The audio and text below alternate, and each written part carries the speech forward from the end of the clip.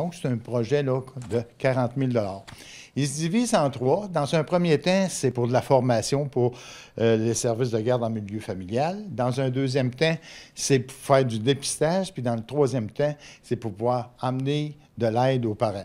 Puis j'ai beaucoup de respect et de l'admiration pour les responsables, Mme Larochelle et Mme Ouellette. C'est la deuxième année qu'on est en appel d'offres dans ce projet-là et on a été chanceux. Ça fait notre deuxième année aussi qu'on est accepté. On a présentement, en tout cas, là, cette année, on a fait le décompte, c'était 107 enfants de 4 ans qui fréquentent nos milieux de garde en milieu familial. Puis on sait que de ces enfants-là, c'est pas tous les enfants qui nous questionnent, comme disait Geneviève, heureusement. On évalue que c'est peut-être 40 à 50 % des enfants qui pourraient éventuellement être vus. C'est sûr que le fait que les responsables de garde auront eu une formation en juin donnée par l'ergothérapeute et l'orthophoniste avec qui on a travaillé au projet, le but, c'est de les outiller à qu'est-ce qu'il faut que j'observe, qu'est-ce que je devrais pour savoir effectivement s'il y a un retard.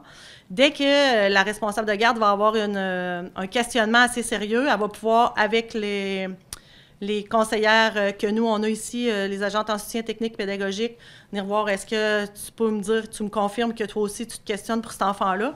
Si c'est vraiment un questionnement juste au niveau du langage, à ce moment-là, l'orthophoniste va débarquer dans le milieu de garde, elle va aller faire l'évaluation de garde de cet enfant-là.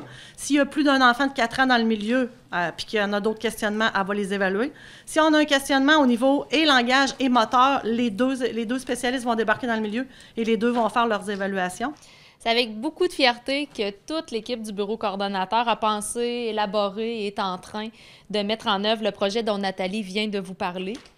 Il suscite déjà beaucoup d'intérêt chez 88 responsables de garde qui sont reconnus par notre bureau coordonnateur actuellement.